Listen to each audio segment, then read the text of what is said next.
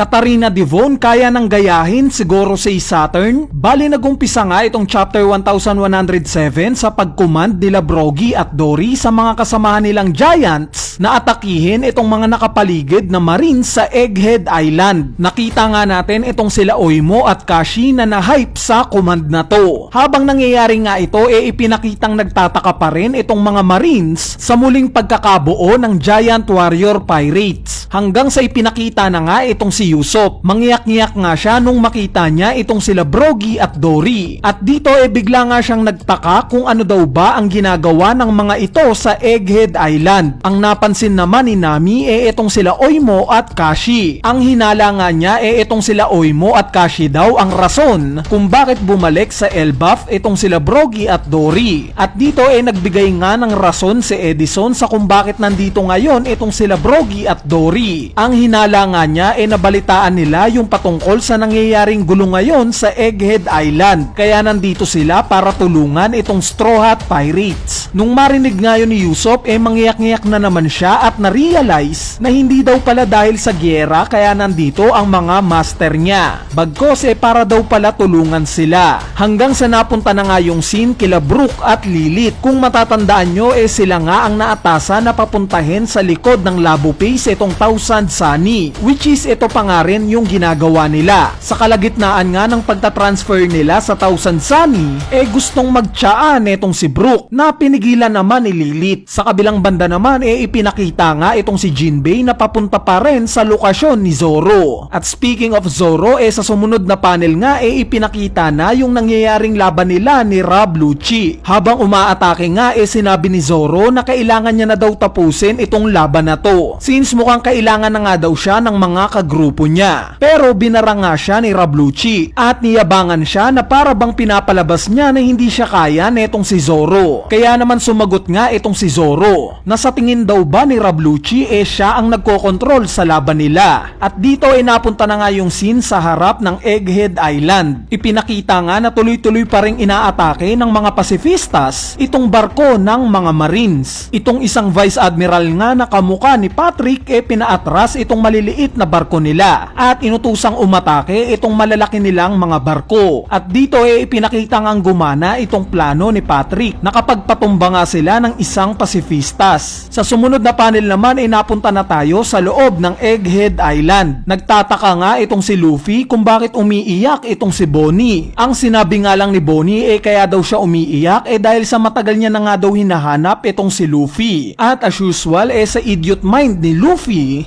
ang sinabi nga niya na nandito lang naman daw siya. Kaya bakit pa siya hinahanap netong si Bonnie? Hanggang sa sinabi na nga ni Bonnie na hindi niya daw kasi alam na si Luffy pala at yung Sun God Nika iisa lang. At dito bigla ngang tinuro ni Bonnie si Saturn at inutos kay Luffy na gulpihin daw ito. Since malala nga daw yung ginawa neto kay Vegapunk. Kaya naman dito bigla ngang ngumiti itong si Luffy at nag-initiate na ng isang atake. Gamit nga yung Don Gatling pinagsasapak niya sa muka itong si Saturn na nag-cause naman ng grabing damage kay Saturn. At sa huli nga tumalsik ito. Mabalik nga kay Bonnie agad niyang pinuntahan itong naghihingalo na si Vegapunk. Kasama nga si Frankie sinabi niya na kailangan na daw nilang umalis sa lugar na to. Pero bago pa nga sila makagawa ng aksyon bigla na namang sumulpot itong si Admiral Kizaru. Gamit nga yung laser beam technique niya inatake niya itong si Bonnie. Pero bago pa nga yun tumama bigla namang dumating si Sanji. Sinipa nga lang niya itong atake ni Kizaru. Nung makita nga ito nila Kizaru at Frankie gulat na gulat sila. At dito nakakuha na nga ng pagkakataon itong sila Frankie, Bonnie at Atlas na makatakas. Si Sanji naman nakasama na si Luffy tumayo nga sa harap netong si Kizaru. Ang sinabi nga ni Kizaru kailangan nga daw niyang dalhin sa headquarters nila yung ulo ng dalawang to. Ang sinagot nga lang ni Sanji dapat daw na ngayon pa lang magsulat na ng apology letter itong si Kizaru dahil hindi nga daw niya magagawa itong gusto niya. Sa kabilang banda naman napunta nga tayo sa tumalsik na si Saturn. Pagkatayo nga netong si Saturn nakita niya sa harap niya itong sila Katarina Devon at Van Agur. Hindi nga makapaniwala itong si Katarina Devon na bumagsak ang isang Gorosei. At dito bigla nga niyang hinawakan si Saturn. Sabay sabi ng mission complete. Curious nga biglang napatanong itong si Saturn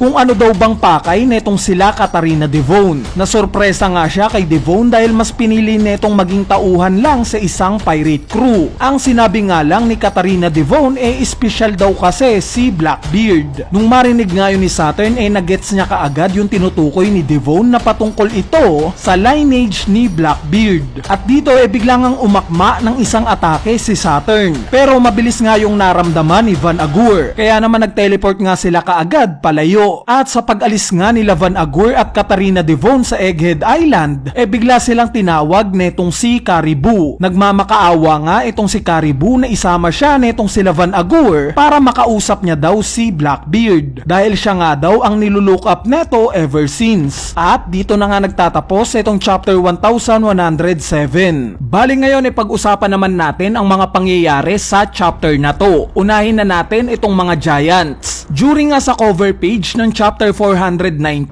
na-feature itong sila Oimo at Kashi. Ipinakita nga na umalis na sila sa Water 7 at papunta na daw sa Elbaf. So this explains kung bakit kasama na sila ngayon netong sila Brogy at Dory. Sa nangyayaring laban naman nila Zoro at Rabluchi, kapansin-pansin nga na mas bulkier yung pangangatawan ni Lucci compare nung nakita natin siya sa laban niya kay Luffy. So sa mga nakalimutan na may teknik nga itong si Rabluchi na tinatawag na Seimei Kekan. Itong teknik nga na to nagpo-provide ng mas maliit na katawan sa user neto. Kapalit ng pagiging mabilis neto gumalaw. At since mabilis nga itong Gear 5 ni Luffy, I assume na ito yung rason kung bakit gumamit ng ganitong teknik si Rabluchi. At dahil nga sa mas kailangan niya ng mas malakas na depensa sa magiging laban niya kay Zoro, I assume na ito naman yung rason kung bakit hindi niya ginagamit ngayon itong teknik na to sa laban niya kay Zoro. Kaya nakita natin na mas malaki yung katawan niya ngayon. Sa part naman ng paghawak ni Katarina Devon kay Gorosei Saturn, marahil na ang iisipin nating lahat kaya ito ginawa ni Devon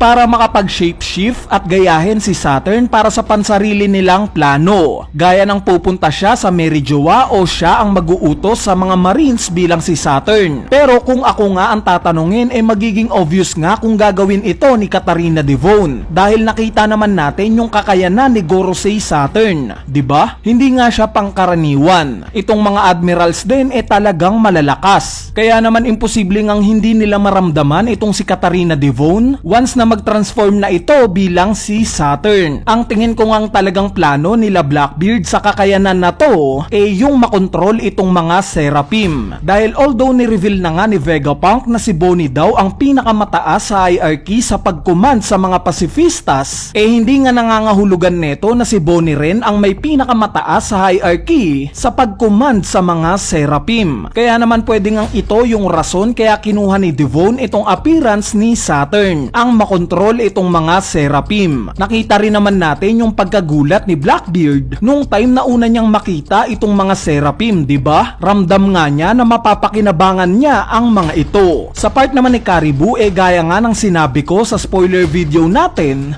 kapag kumonekta nga itong si Caribou kay Blackbeard, mabuboost nga neto yung puwersa nila. Since may knowledge nga itong si Caribou sa dalawang ancient weapons na obviously malaking tulong sa side ni Blackbeard. Malay natin, ito pa yung magiging hindrance ng Straw Hat Pirates kung bakit hindi sila makakatuloy sa Laugh Tale. Dahil imagine, kumpleto na nila Luffy itong 4 na road poneglyphs. Alam na nila yung lokasyon ng Laugh Tale at ang kailangan na nga lang nila puntahan ito. Sabay lalabas itong si Blackbeard, hawak itong sila Shirahoshi at Momonosuke. Sa tingin nyo tutuloy pa ba itong sila Luffy? Diba hindi na? Anyway, idea lang naman yan. Bale ayan na nga yung chapter review natin para sa latest chapter ng manga na chapter 1107. Yung mga hindi ko nga natalakay sa chapter na to gagawa na lang natin ng separate video. Kung natripan nyo naman itong topic natin wag na kayong mahiyang pindutin yung like button dahil napakalaking tulong na nga niyang like nyo para sa ating channel. So yun lang,